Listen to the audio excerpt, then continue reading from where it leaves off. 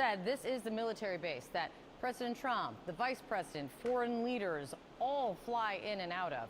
What's the latest here? Yeah, the relevance and importance of this military base really elevating the concerns around this incident that took place yesterday. Sources describing what played out at Joint Base Andrews, which is obviously located just outside D.C. A suspicious package was delivered on Thursday to the base and opened.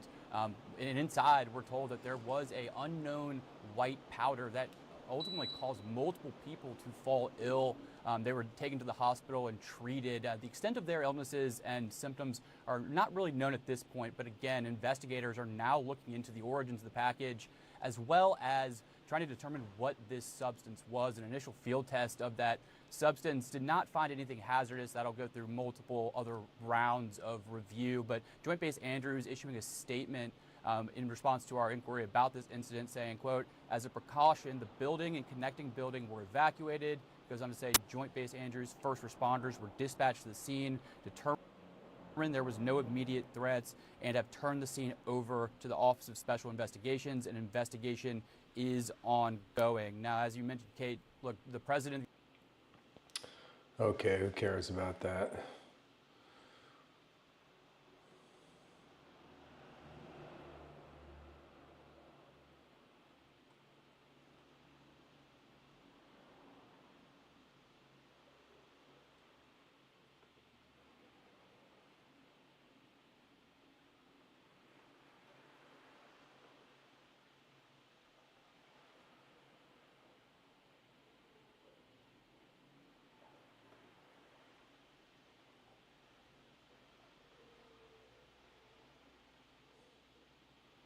So we're looking for some super chats. How about one super chat?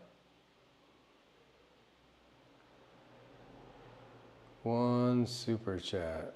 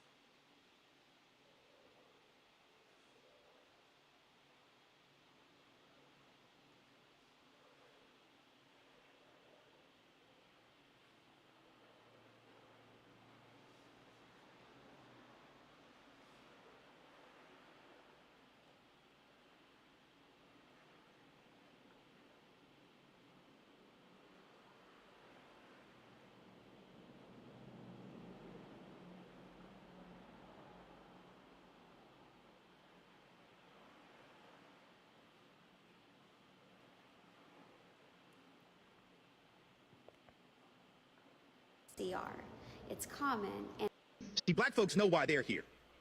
Native peoples know why they're here and how they got here. A lot of Asian folks. Yeah, see, I don't give a chicken fried fuck that farmers in Arkansas are losing their family farms. I don't care. I literally couldn't care less. You could not pay me to care. Begging for a handout is the most socialist thing you could do. And who do you think is going to fund it? That's right, blue states. Those crime-riddled, dilapidated cities that you want to send the National Guard into are the very people funding the bailouts that you're begging for. And I don't see why my tax dollars should go to supporting your fucking welfare babies. I'm sorry, I don't care. I also don't care that your homes are getting ripped apart by tornadoes or washed away in floods. I don't care that your children are going to suffer measles, smallpox, and mumps because you don't believe that science and vaccine works. TikTok? I don't care that you're seeing the worst storms ever because, again, you don't believe that science is real or that global warming, a globally accepted fact, actually exists. I don't care. I don't care that your wife lost her job because she was a DEI hire. I don't care that your mail order bride got ripped away from her children and deported back to her country because you thought for some odd reason you were the exception to their hate. I don't care that cattle ranches are being closed because nobody will import American beef on the account they got rid of the FDA and they're specifically boycotting red states. I don't care that 3 different whiskey manufacturers have filed bankruptcy in the month of July alone, costing America 30,000 jobs because people, again, are specifically boycotting products from red states. I don't care. I don't care that American farmers can't find American citizens to work long hours for shit pay because y'all capitalized on indentured servitude off the backs of illegal immigrants. I don't care. I don't care that it's happening to you because you didn't care until it happened to you. So I don't care that it's happening to you. I'm actually glad. I hope you have the day you fucking voted for. And I pray that the blue states do a soft secession, that we stop paying federal taxes indefinitely so you can see the reality that you guys are America's welfare babies. We told you this was going to happen. They wrote a 900-page manifesto that this was going to happen. We read it. We told you to read it, and you said it was fake news. No. You need to have the life you voted for, and I don't fucking care how much you suffer because you deserve it. This is what voting with hate gets you. You didn't just vote for this shit. You made cardboard cutouts. You made AI memes. You put on little red hats and boasted how proud you were to vote for this. You do not get a bailout. You do not get sympathy. And you don't even get the concept of a thought or a fucking prayer. Please have the day you voted for. Yeah.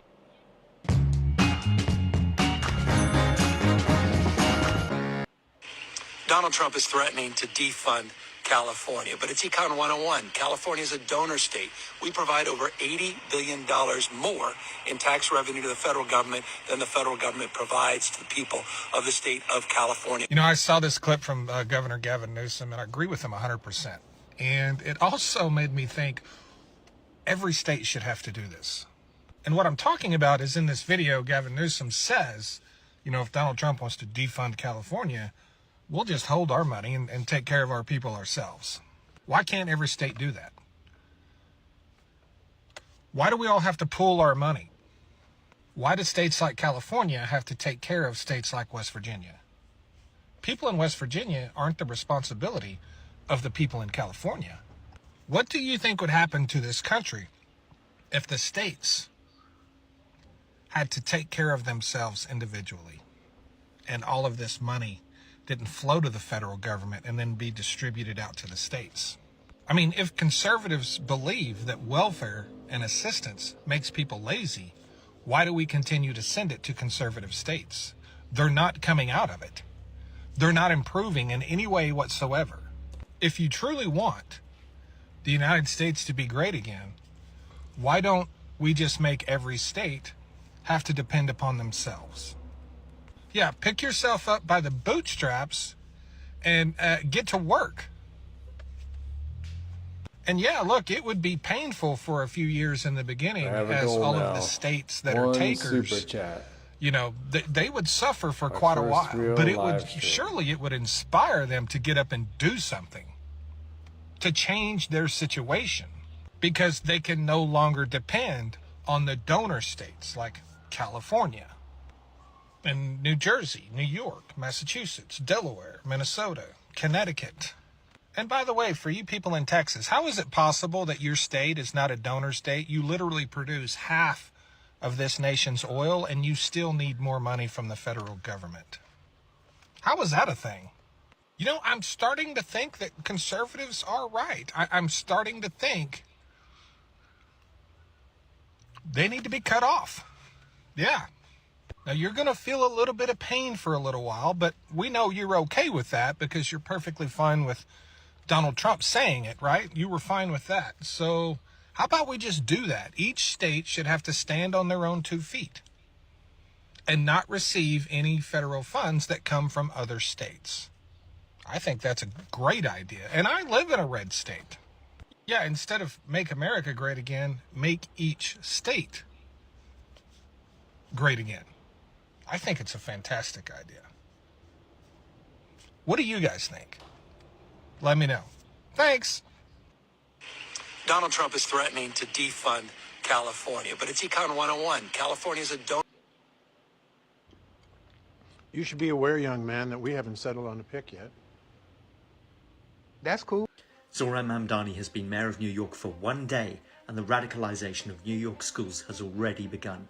Jane Wong says day one since Mamdani got elected, and public schools in New York City are already teaching children Arabic numerals. Obviously, people are absolutely outraged. This person says, what the fuck? And can you feel the love tonight? It is where we are. It's enough for this wide-eyed wanderer that we got this far. And can you feel the love tonight? How it's led to rest. Let's do some digging into the financials of Turning Point USA. Turning Point USA Yes, considers let's itself do a that. nonprofit and therefore must file 990 tax forms with the IRS like every other nonprofit each year. Those 990s are public, so let's dig into the information that's presented in them. As president and CEO of Turning Point USA, Charlie Kirk made around $400,000 in total compensation each year. During their last filing, they listed that they spent about $84 million. $26 million came from conferences and education materials. Their second highest expense was about $19 million in salaries for their employees. They spent about $1.5 million on fundraising consultants. All of those consultants are listed below. Turning Point USA has listed many grants that they've given out. However, a lot of those went to their own subsidiaries, including an $8.5 million grant and two $1.5 million grants. Turning Point USA claims to be focused on students and faith. However, according to their financials, they only granted out $294,000 to student groups and $177,000 to faith-based organizations. They also listed in their financials that Charlie Kirk would often fly first class for the organization because it was essential to their mission. And finally, they made about $206,000 on merchandise. Let's do some digging into the financials. Flight attendant for years, and I've seen tons of suitcases get broken into. If your bag has zippers, Because I'm a fucking American citizen. Like, during the first Trump administration, there's this dude who was a contractor who was doing something for my house, and he's Army veteran. I think he was in for 20 plus years, and worked at a management position at a big construction firm. So he had like a prestigious job. He was like a legit guy.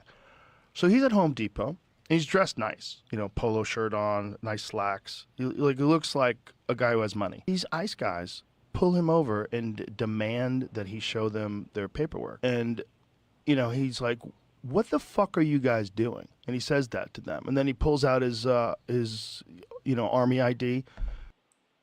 Wait, is Rogan pushing back on Trump and ICE?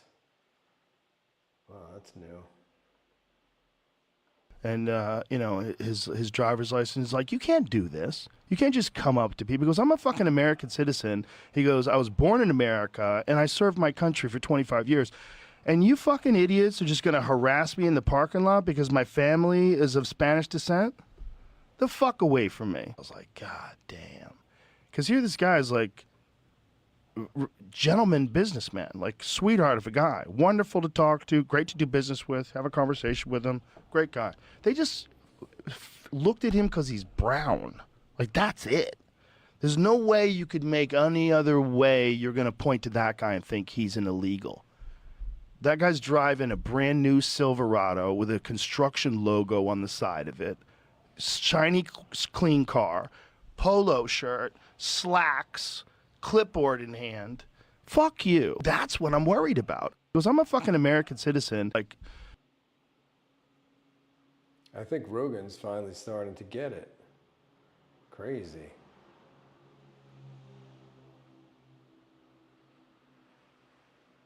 Maybe it's not worth the money anymore. I don't know. What do you think is the probability of me getting to another planet in my lifetime? Zero. Zero. Really? Yeah. Hey guys, update time. So remember that letter I got from the IRS? You guys want more psychic intel from the shutdown? I got you. I'm a psychic medium and a channeler, and for this whole year I've been bringing forward information about the administration, their failings, and how they will ultimately implode in spectacular fashion. This is fun. And before you come at me, I have been so accurate, so spot on, that I have an entire playlist of everything I predicted so far that has happened. It's over 50 videos long. Well, last night I did my monthly group psychic session called What's Coming Next for November, and I got something juicy. Well, I got a lot of something's juicy, but I'm going to share this one with you. So I was shown this image of Mike Johnson in his office with the door locked and all the lawmakers outside in a fury. What was interesting about this is it had the feeling of him being barricaded, and yet that's not what he looked like. He had that same smug look on his face, and the door was locked, and he was sort of turned, disinterested, like, what are you gonna do? Well, the uproar outside got louder and louder, and then I saw the image of them actually taking a battering ram to the door. Now, this is metaphorical, I'm sure, but this is significant. It shows that the outcry over the shutdown and all the bullshit, the fuckery that we like to call it, the outcry is getting larger and will ultimately result in members of Congress and lawmakers turning on him. Well, then I was shown what his response would be, and it's in his continual smugness and him feeling, well, the president will protect me because I'm doing this at the behest of the president. And then I was shown no, of course, that he would not be protected, and his panic and fury over what to do next.